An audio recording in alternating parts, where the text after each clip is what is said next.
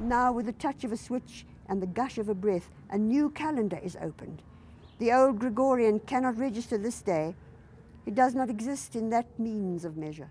I think that English has been absolutely essential, first of all, as a link with the outside world.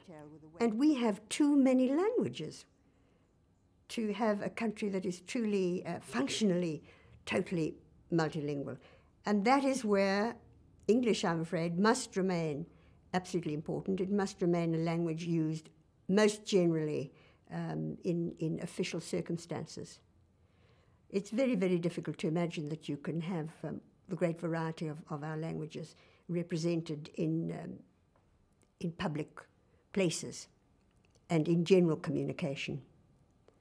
So that I think we have to face that. Of course, it's quite a problem when it comes to literature, because English dominates South African literature. Unfortunately for the language, because Afrikaans is a beautiful language on its own, Afrikaans was, of course, the language of the oppressor, which was true, though there were quite a lot of English-speaking oppressors as well around. But the whole idea of what was the language of the oppressor indeed was based on the fact that most of them were indeed in the governments were Afrikaners. So that there was this emotional feeling that favoured English as well.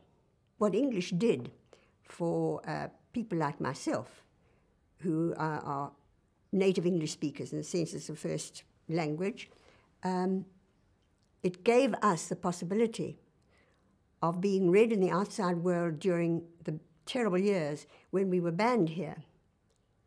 I had 3 books banned that were not read here for some for a couple of years, the last one only for about 6 months. But I had the advantage that I was writing in a world language. Therefore, the books couldn't be read here, but I knew they were not dead. They were published and read elsewhere.